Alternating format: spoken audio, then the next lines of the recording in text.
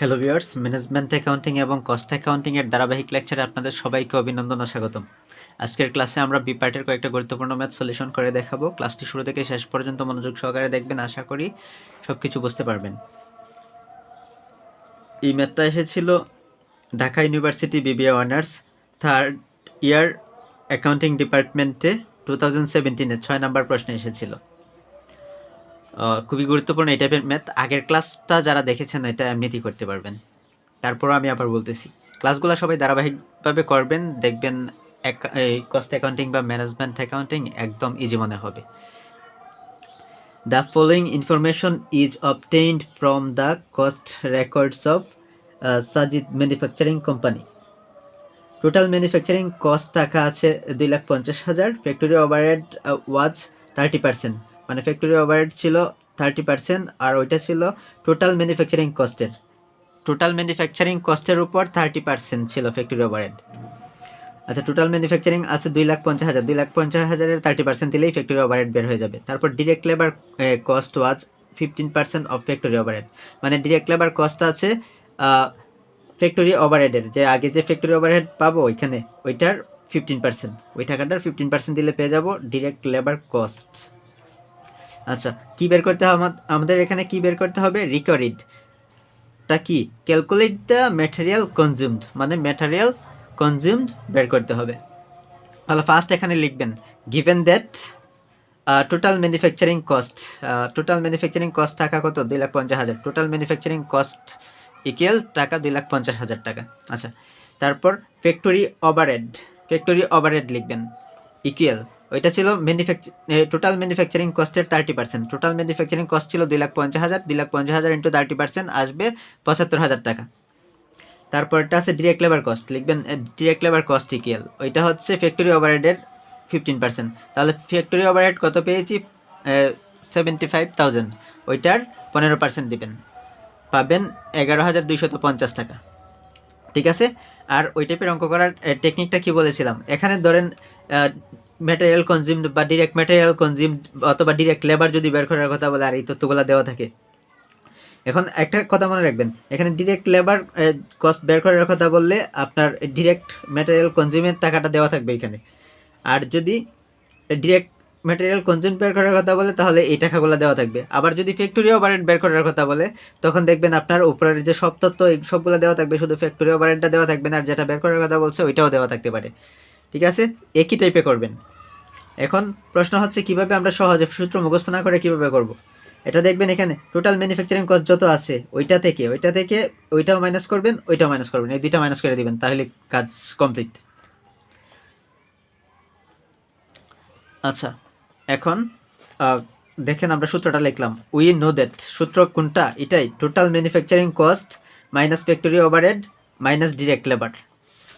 এখানে total manufacturing material consumed বের করার কথা বলছিল, আমরা ওইটাই লিখছি। We know that material consumed equal total manufacturing cost minus factory overhead minus, এখানে জায়গা নাই তাই নিচে লিখছি direct labour cost.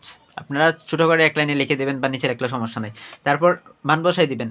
Total manufacturing cost ছিল 2,50,000 মাইনাস ফ্যাক্টরি ওভারহেড ছিল 75,000, তারপর মাইনাস ডিরেক্ট লেবার কস্ট ছিল 11,250। তারপর 2,50,000 থেকে এই দুইটা মাইনাস করে দিবেন, পাবেন 1,63,750। ওইটাই হচ্ছে আনসার। আপনারা চাইলে এটাকে এভাবেও করতে পারেন। আগে ওইখানে লিখবেন Sajid manufacturing company statement of cost of goods sold, লেখার পরে অ্যাকাউন্ট টাইটেলস টাকা দিতে পারেন। তারপর টোটাল ম্যানুফ্যাকচারিং কস্ট দেওয়া আছে 2,50,000, ওইটা থেকে মাইনাস করবেন বা less factory overhead, total manufacturing কস্টের 30%, যত আসে অত টাকা লিখবেন। তারপর টোটাল ম্যানুফ্যাকচারিং থেকে ফ্যাক্টরি ওভারহেড বাদ দিলে, এটা উল্টা সূত্র আসছে আর কি, আসবে প্রাইম কস্ট, মানে ওই যে আমরা কস্ট শিট দেখিয়েছিলাম, কস্ট শিট অনুযায়ী এটা হবে না, উল্টা হয়, এজন্য আমি টেকনিক দিয়ে আগে দেখাই দিছি, ওইভাবে শিখে নেবেন। অথবা এইভাবেও করতে পারেন, এটাও কিন্তু উল্টাই। লেস ওইটা থেকে বাদ দিতে হবে direct labour cost. Direct labour cost হচ্ছে ফ্যাক্টরি ওভারহেডের 15%। ফ্যাক্টরি ওভারহেড আছে কত? 75,000, ওইটার 15% নেবেন, আসবে না তো, এটা থেকে এত মাইনাস করবেন, মাইনাস করলে যেটা পাবেন ওইটা হচ্ছে ম্যাটেরিয়াল কনজিউমড। আগেরভাবে করবেন, সবচেয়ে বেস্ট হবে, ওইভাবেও হবে, সমস্যা নাই। তারপরের ম্যাথটা দেখেন কি আছে। এটা এসেছিল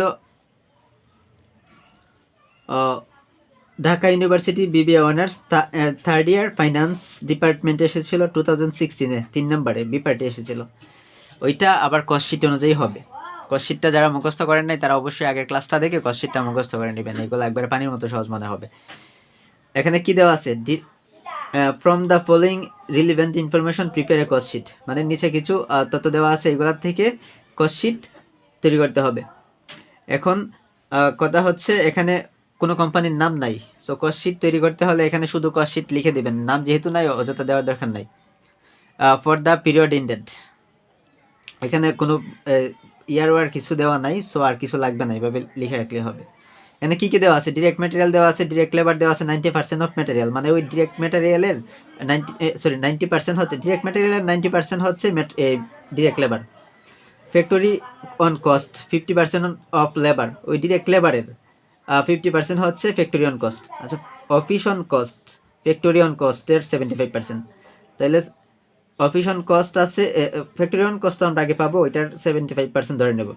সেলিং অন কস্ট এটা আছে 40% অফ অফিস অন কস্ট, তাহলে অফিস অন কস্টের 40% ধরব হয়ে যাবে। প্রফিট 25% অফ সেল, মানে সেলের ওপর 25% হারে প্রফিট ধরতে হবে।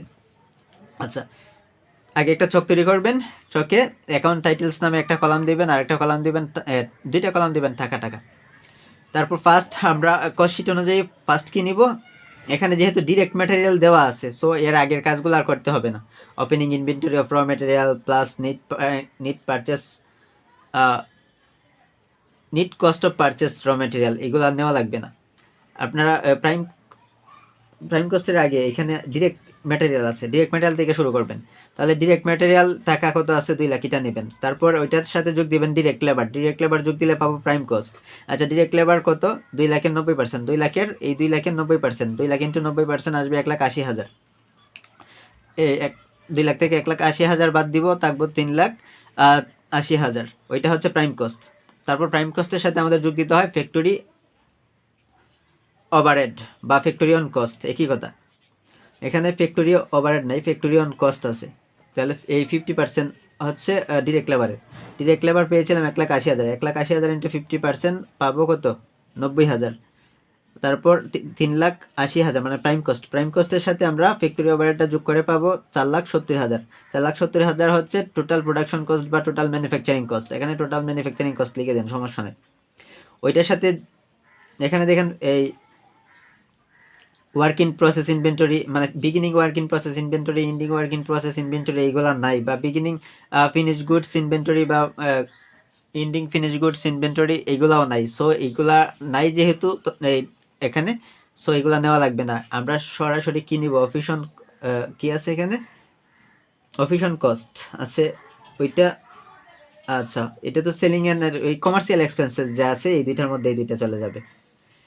যেমন অফিস অন কস্ট আছে বা সেলিং অন কস্ট যে আছে, এইগুলা কোথায় যাবে, আমরা যে কি লিখেছিলাম অপারেটিং এক্সপেন্সেস বা কমার্শিয়াল এক্সপেন্সেস। আচ্ছা, অপারেটিং এক্সপেন্সেস নামে এখানে নেবেন, নেওয়ার পরে এই দুইটা লিখবেন। কি আছে এখানে, office on cost 75% of factory on cost, মানে অফিস অন কস্টটা ফ্যাক্টরি অন কস্টের 75%। তাহলে আমরা ফ্যাক্টরি অন কস্ট কত পেয়েছিলাম, ফ্যাক্টরি অন কস্ট পেয়েছিলাম 90,000, 90,000-এর 75% হচ্ছে office on cost. Office on cost হচ্ছে 67,500। তারপর selling on cost 40% of office on cost, তাহলে অফিস অন কস্ট পেয়েছিলাম 67,500, ওইটার কি ধরবো, ওইটার 40% ধরবো, ওইটার 40% আসবে কত, 27,000। তারপর দুইটা যোগ করে নেবেন, এখানে এটার এই সোজা লিখবেন, এটা 94,500। আচ্ছা, এই 94,500 যোগ করার পরে এই টাকাটা কিন্তু এই কস্ট অফ সেল না, ওই টাকাটা হচ্ছে টোটাল অপারেটিং এক্সপেন্স। 94,500 যে, এটা হচ্ছে টোটাল অপারেটিং এক্সপেন্স, একটু নিচে লিখবেন। তারপর এটার সাথে যোগ করার পরে যে টাকাটা আসবে এটা হচ্ছে cost of sale, cost of sale, cost of sale. এখন একটা বিষয় খেয়াল রাখবেন এখানে, সেটা হচ্ছে প্রফিট যোগ করতে হবে। কি যোগ করতে হবে, যেহেতু প্রফিট দেওয়া আছে, প্রফিটটা এখন কস্ট অফ সেলের সাথে প্রফিট যোগ করব, প্রফিট যোগ করলে পরে আমরা পেয়ে যাব সেলস। এখন প্রফিট আছে 25%, তাহলে প্রফিটটা ধরবো কিসের উপরে, এখানে যে টাকাটা পাইছি 5,00,000 কস্ট অফ সেলের যে টাকাটা পাইছি 5,64,500, ওইটার উপরে 25% ইন্টু 25% দিলে কিন্তু হবে না। এখানে যত পার্সেন্ট থাকবে, এই কথাটা সবাই মনোযোগ দিয়ে বোঝেন, এখানে যত পার্সেন্ট দেওয়া থাকবে, এখানে যত পার্সেন্ট দেওয়া থাকবে উপরে হবে তত, আর নিচে হবে 100 মাইনাস তত। 100 থেকে যদি আপনি 25 মাইনাস করেন আসবে কত? 75। আবার বলি, প্রফিটটা সেলসের যত পার্সেন্ট দেওয়া থাকবে, আমরা প্রফিটটা সেলসের যত পার্সেন্ট দেওয়া থাকবে, এখানে কস্ট অফ সেলস আছে না, কস্ট অফ সেলসের যে টাকাটা আছে ওইটা লিখবো, লেখার পর ওইটার সাথে গুণ করব, এখানে যত পার্সেন্ট দেওয়া থাকবে পার্সেন্ট ওটা তত, আর নিচে হবে 100 মাইনাস তত। 100 মাইনাস 25 দিলে কত আসবে? 75। যদি এখানে 20% থাকতো তাহলে উপরে 20 হতো, আর 100 মাইনাস 20 ইকুয়াল কত হইতো? 80। এইটি হতো নিচে। এই জায়গাটা দেখবেন প্রত্যেকটা অঙ্কে আছে, কস্ট শিট তৈরি করতে হলে প্রত্যেকটা অঙ্কে পাবেন। সো ওই বিষয়টা একটু খেয়াল রাখবেন। তাহলে 5,64,500-কে গুণ করবেন 25 দ্বারা, তারপর গুণফলটাকে ভাগ করবেন 75 দ্বারা, আসবে 1,88,167। তারপর ওইটা থেকে মানে কস্ট অফ সেলসের সাথে, তারপর কস্ট অফ সেলসের সাথে প্রফিটটা যোগ করে দিবেন, এতর সাথে এত যোগ করবেন, আসবে এত, এখানে ক্লোজ করে দিবেন, এখানে ক্লোজ করে দিবেন। ক্লাসটি শুরু থেকে শেষ পর্যন্ত মনোযোগ সহকারে দেখার জন্য ধন্যবাদ। আর যারা এখনও আমাদের পেইড ব্যাচে যুক্ত হননি কিংবা যুক্ত হতে চান, তারা অবশ্যই উপরের ক্যাপশন দেখবেন, অথবা ইউটিউবে ক্লাস দেখলে ডেসক্রিপশন বক্সটা দেখবেন। আর তারপর যদি এইগুলাতে না পান তাহলে কমেন্ট করবেন যে কিভাবে ভর্তি হতে হবে, তারপর আমি আপনাকে ভর্তি হওয়ার প্রসেসটা কমেন্টে বলে দেব। আর যদি আপনারা আমাদের পেইড গ্রুপে যুক্ত হন, পেইড গ্রুপে যুক্ত হলে সবগুলা ক্লাস ধারাবাহিকভাবে পেয়ে যাবেন, কোনো সমস্যা হলে মেসেঞ্জারে সমাধান করে দেওয়া হবে। আর আমরা 95% কমন সাজেশন সহ প্রতি সাবজেক্টে মাত্র 400 টাকায় ভর্তি নিচ্ছি এখন। এই ভর্তিটা আর বেশি দিন থাকবে না, আর 4-5 দিন পরে ওইটা অফ করে দেওয়া হবে, প্রতি সাবজেক্ট 1000 করে নেওয়া হবে। সো যারা এই 4-5 দিনের মধ্যে ভর্তি হয়ে যেতে চান তারা অবশ্যই তাড়াতাড়ি ভর্তি হয়ে যাবেন, আর ভর্তি হয়ে ক্লাসগুলো নিয়মিত করবেন, আশা করি ভালো কিছু হবে।